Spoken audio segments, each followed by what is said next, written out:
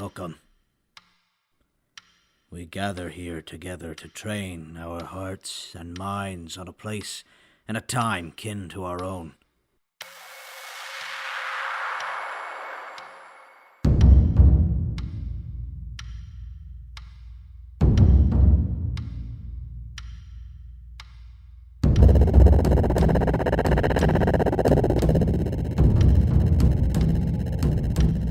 Cursed, it seems, to succumb to their own desperate and tragic end.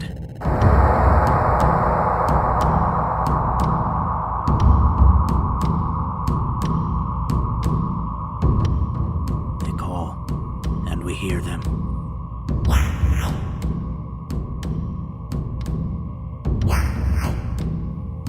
They are hurt,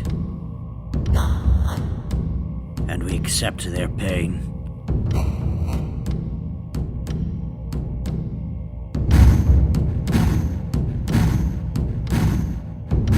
They are at their end, and we will carry them on in our memory.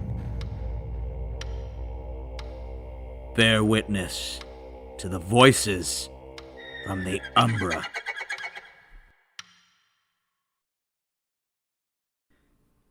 Introducing the Green Thumb. The doctor says we're transmitting, but for all I know, I'm talking into a microphone plugged into a megaphone on a stick, and that's probably not gonna do it. Messages keep coming in from others. Some are real. Most are fake. The doctor doesn't let me know what the messages are. They all come in some sort of code.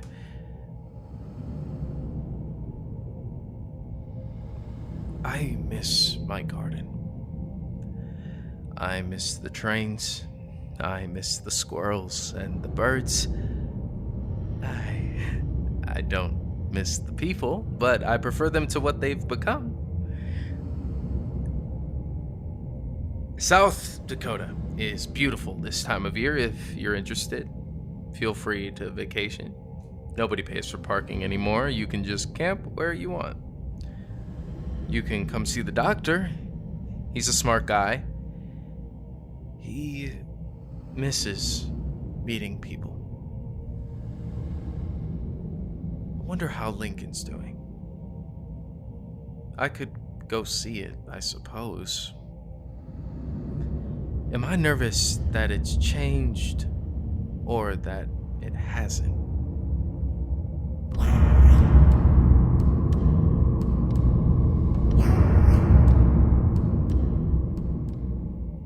The doctor is getting old. It happens quickly now, even in a safe place like we're in. It gets you. The worry. It's not healthy. We had a talk the other night about kids that are born into this world. There have to be a couple. If they live, will they adapt? The doctor is sleeping. I hope he's sleeping. He ought to sleep.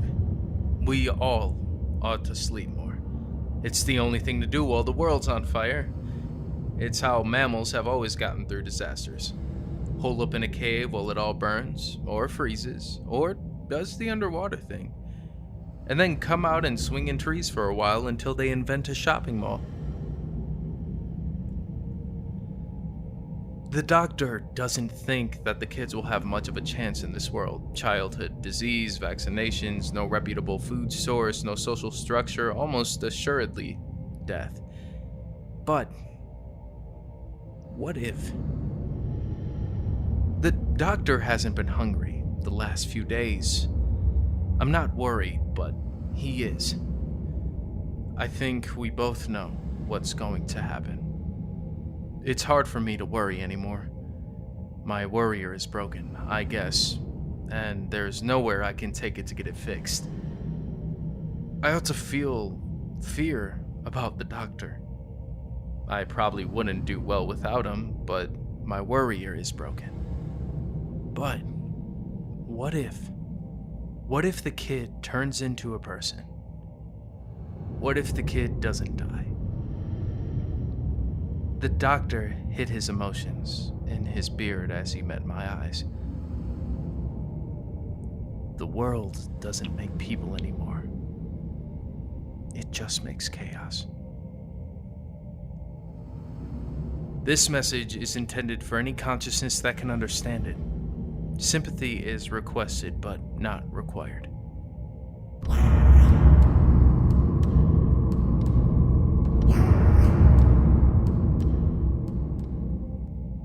The doctor was supposed to be back by now. He said he would be. He told me very specifically to keep doing my work because he would be back soon. How long is soon? A few hours isn't soon, I don't think. A few hours is after a while. At least in my head. We don't have many of them up here, but there's a few. Supposedly there were more at one point, but they were hunted by this guy that the doctor knew. Said he was huge, killed one with an axe once. Usually used a rifle though. The doctor says that most can be killed if you hit the center person, the one who first stuck themselves to the next one. Might have been easy early on, anymore it's almost impossible to tell who the center person might be. Not a lot of small ones left. The faces are always the worst. They still use the senses of all the people attached, so the eyes really look at you. Sometimes they point, if they've still got an arm on that side. If he's not back soon, I'm gonna have to go looking for him. I don't want to do that. Come on, Doctor. Just come back. Soon. Please. This message is intended for any consciousness that can understand it. Sympathy is requested, but not required.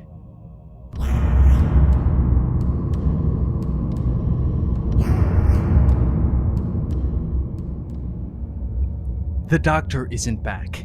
I looked for him all day long, didn't find a body. That makes me worry. If he's gone, I think I have to leave. I've been wanting to leave for a while anyways, for about a month. The doctor didn't want to.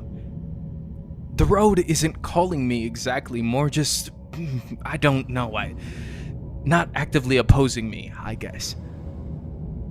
I don't know where I should go first. I can go anywhere, I guess. Assuming he isn't back soon, that is. Maybe even then, though. I ought to check on my garden. That's what I'll do. That's what will make me happy, or at least give me a task. Sympathy may be required soon. This message is intended for any consciousness that can understand it.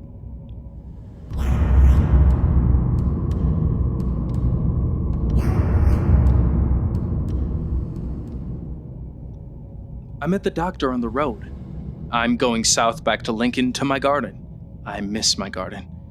I met the doctor when I was setting up my gear the second night.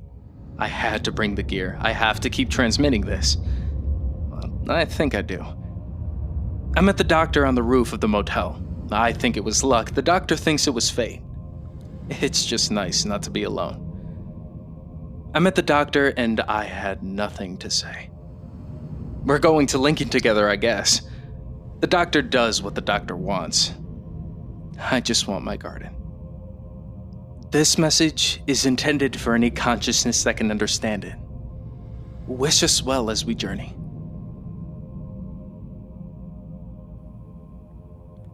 Introducing the Animalist. Transmission date is sometime in late August or September. It's difficult to tell, but that's the best approximation we have. Isn't that right? Don agrees with me, even if he's too busy sleeping to come out with it. Aren't you? No, you sleep. It's been a big day. Long walk. Long walks for little legs. What a sweetheart. More drifters today? They're harmless enough, but the blobs get all excited about them, which makes them dangerous. If anybody cares, I'm still making art. Maybe you don't have blobs or drifters by you. Or maybe you have something worse. Or something better. Or something different. We could share, if you like. In some places, the nature takes over, but in most, it's just untouched. Current theories on why are unreliable at best, wrong at worst. Although, what's it going to hurt to be wrong?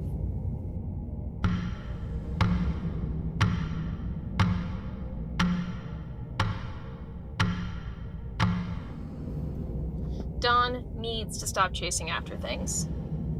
We are not an attack force, Dawn. We are an exploratory party. Well, currently a pre-exploratory party, but let's not get caught up in semantics, huh? Still late August, early September, end of summer, anyways. We're gonna get on the road soon. Dawn is ready to go, and I don't blame him. I think I am too. We've got supplies, we can always loot along the way. Although it doesn't really count as looting if nobody owns it anymore. We just need a destination. The goal is currently a southern-ish place along the river, somewhere it doesn't snow. Snow slows them down, but snow? Ooh. Dawn likes the snow, but what does he know, huh? I'm going to try to draw some landscapes and things I see on the way. We're gonna walk. It's not like we have anything to be on time for. Plus, Dawn could use the exercise. You are getting chunky, Dawn. You don't care, do you? Are you gonna explore? I'll bet you are.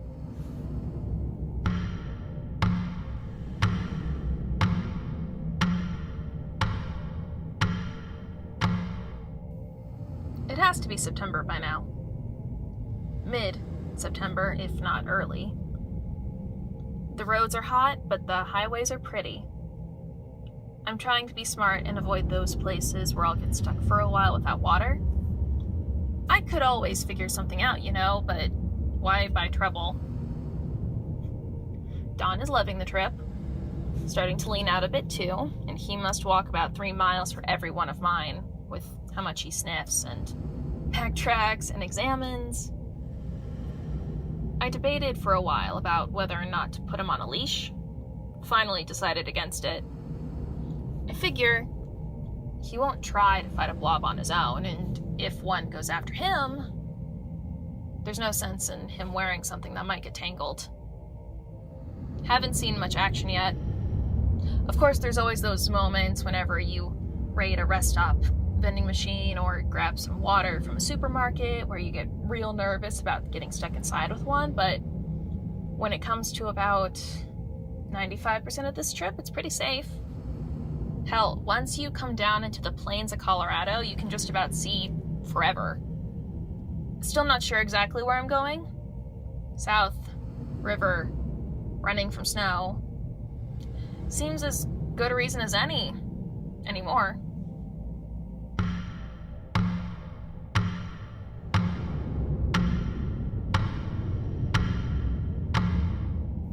Whatever month it is doesn't seem to matter much on the road. It's still September. It's only been a few days, but when all you do is walk, it's easy for one day to become the next. We're up to a good 12 hours on the road at a time.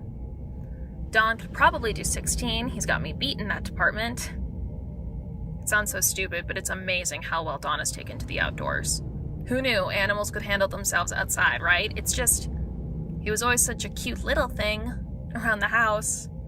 Now it's like I've got a little wolf. A little wolf who snores in his sleep and farts if you press on his belly. So vicious. You stay here, Don. I'm gonna check it again. Thank you. Good boy. So we've got a drifter that's been following us. I don't know how the fucking things are called drifters because they go where the wind takes them, but this one pops up behind us about every 6 hours or so.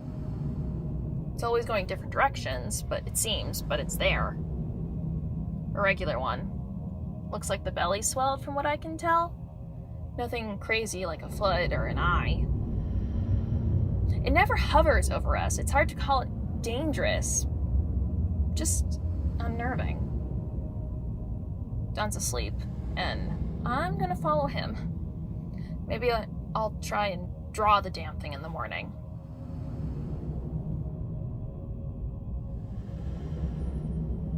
Introducing the homebody.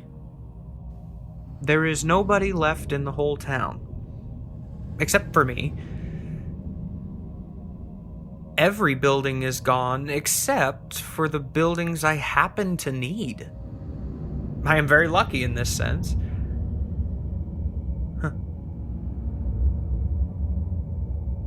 I think God might be annoyed at me.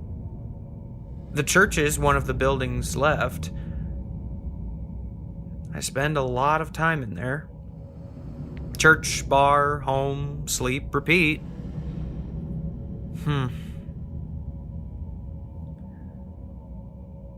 I wish you could have left me a woman.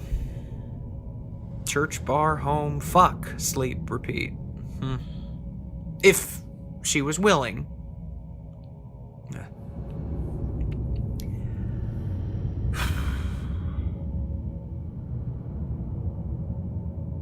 I'm going to look for a wife soon. Maybe it's only my town. Then again, maybe it's not, but why be negative? I'm recording this on my phone. I've already filled up the journal my mother-in-law gave me, so I'm giving this a shot. I'll probably go back to writing.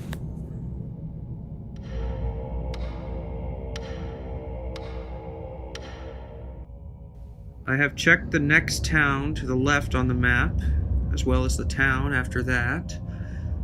Nobody at all. I have checked the towns to the right and to the upwards, both burned.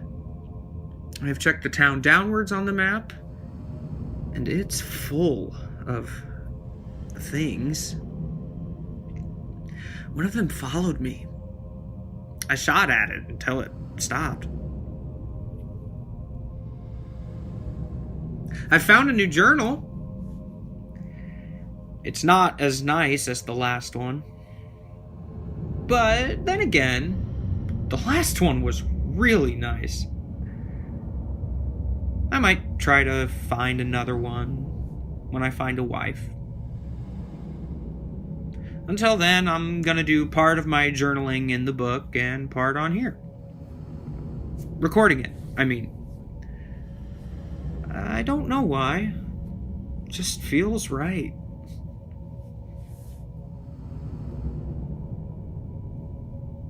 I think there's a truck stop that sells leather journals off the highway going south. I saw them once when I went to visit my aunt. I didn't get one then. I liked them, but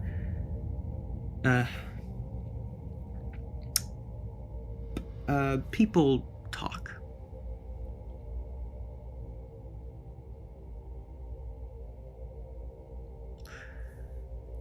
I wouldn't mind any sort of companionship. Even a guy. A girl. Dog. Not for sex or anything. Just to be friends.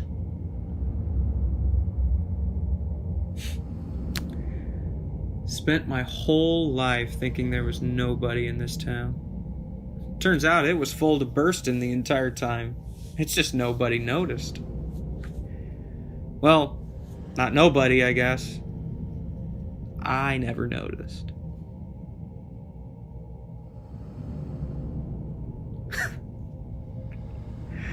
I need a wife.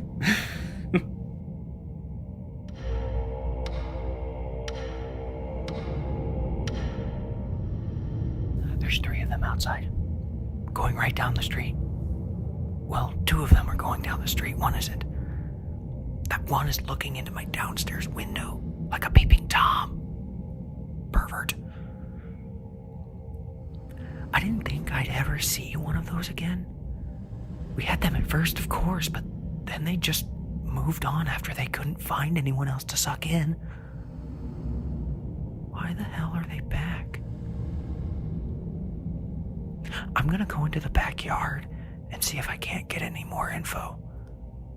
I think I can make it without being seen.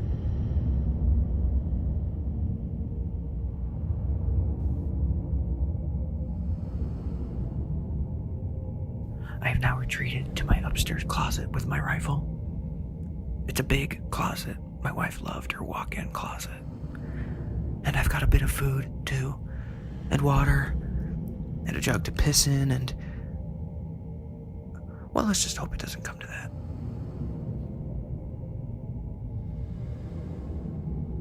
I discovered why the blobby things are back. The two left wandering the street were looking up, so I looked up too. At first, there were only a couple. Then I looked in the direction the wind was blowing from. There must have been thousands. As they came over, they blocked out the sun. It's 2:45 in the afternoon, but it's completely dark outside. I'll come out of this closet when the sun comes back. If the sun comes back.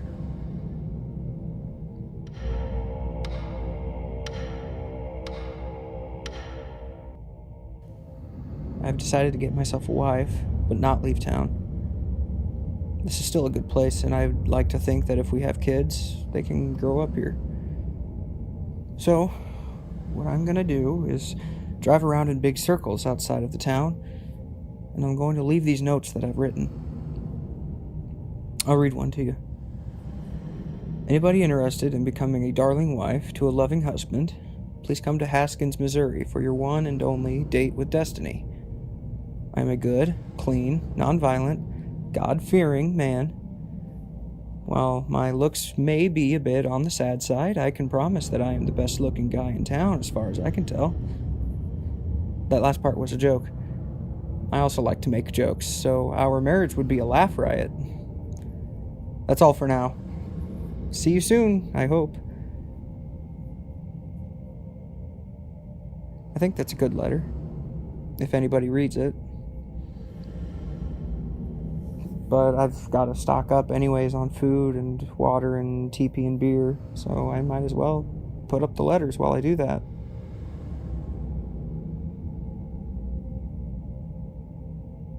Maybe I should stop with the beer and lose some gut for the wife.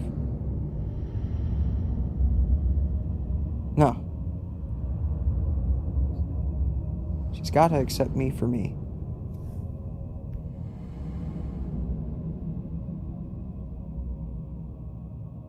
Introducing G.I. Jane. Summer comes with its own set of challenges, but hey, can't argue with the amount of food around now, even if the old stuff spoils. Today's raid, a one-woman operation, took place in a train yard where a temporary sonic lure had been placed, and the album, Halloween Horror Hits, played on repeat for 72 consecutive hours, at which time there were approximately 15 small mudmen, 3 or 4 medium-sized ones, and one nearly big enough to be called a full amalgamation. Gasoline was liberally applied from the safety of the top of a boxcar, placed there on a previous supply trip. See upload 145-6, I think it was, for a report of the supply run. Anyway, gasoline is applied, a flare is dropped, everything crackles for a few hours, and we're done. Individual casualties numbered near 200 by rough estimate. Plans are still ongoing to take back the southern portion of the island. I don't even want to know about the tunnels. If anybody would like to join the cause, a whiteboard has been left at the southern tip of Fort Tryon Park, near the intersection of Broadway and Bennett. I have supplies. We can still win this. I'm transmitting over all civilian communication channels. Don't bother with the military. It's all dead. Or worse.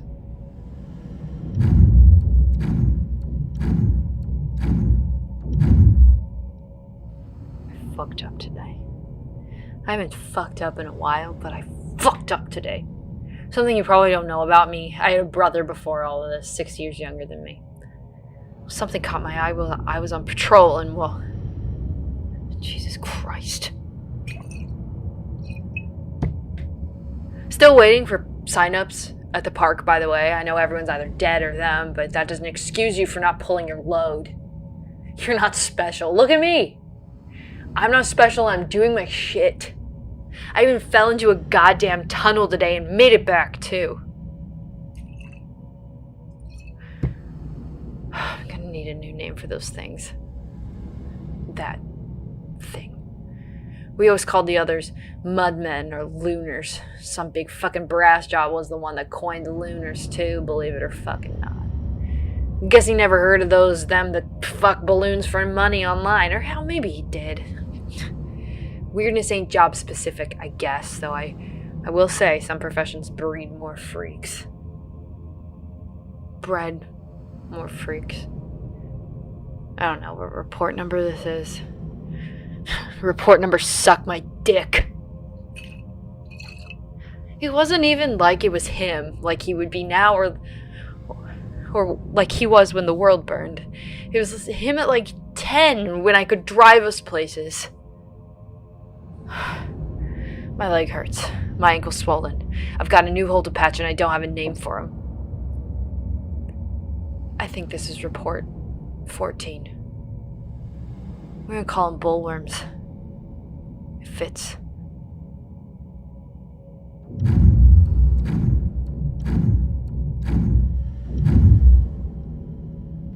Report number 15.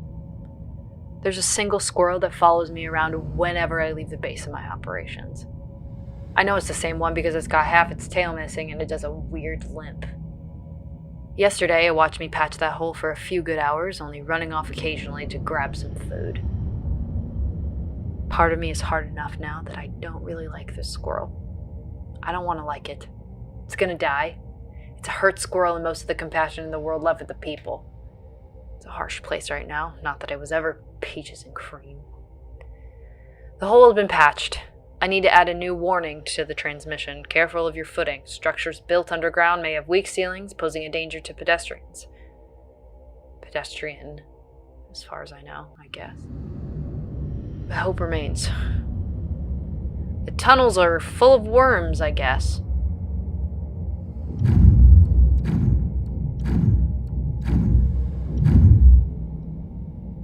Report 16, or well, let's call it preliminary report 16. It's only 8:30 in the goddamn morning, so who knows what the day will bring, but this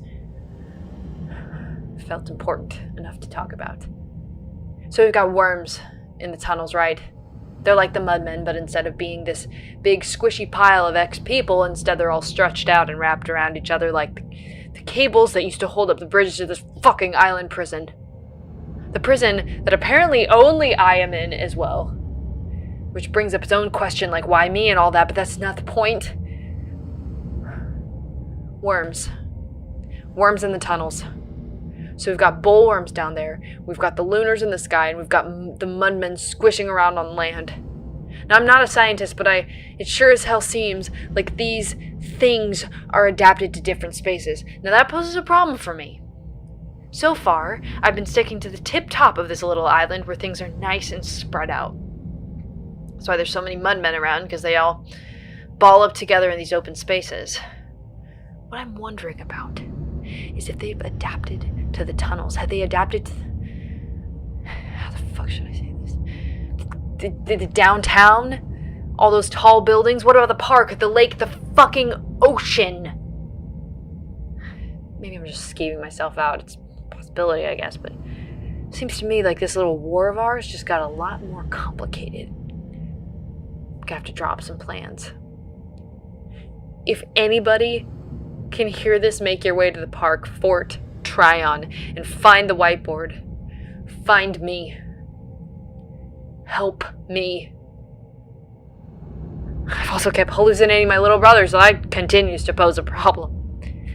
Maybe we'll have more on that in the real report 16. If I bother to make one.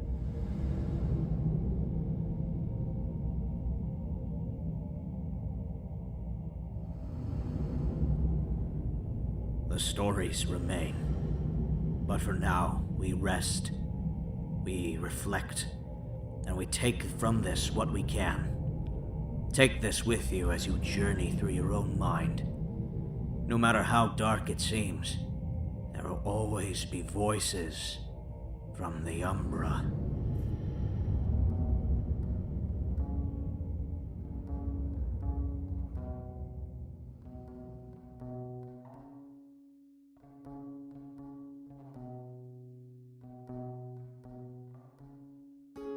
Voices from the Umbra and the Think Tank High Council would like to thank the research team, who so bravely connected to the individual voices themselves at no small personal risk. When they leave us, may their memory be forever enshrined in the heart of the universe. They are James L. Booker III, Betsy Eliza, Joe Hansen, and Liz Martelli. Voices from the Umbra and the Think Tank High Council would like to thank the archival team, who each gave a part of themselves to further the vision of the species they were born as. May the gifts they gave us be cherished always. They are Kelsey Potter, Chase Knieven, Alexander Wolf, and Edward Hoffman. If you feel the stirrings of curiosity within your soul, or simply wish to connect to the voices on a deeper level by seeing art and artifacts produced by those whom you've just heard, as well as a blog chronicling the history of our organization and writings from our leader, Grandfather Spalding, please join us online at voicesfromtheumbra.com. Find us on Facebook at facebook.com/voicesfromtheumbra, and our Twitter is Umbra Podcast. Our email is vftumbramail@yahoo.com. They call, and we hear them. They are hurt, and we accept their pain. They are at their end, and we will carry them in our memory. Bear witness to the voices from the Umbra.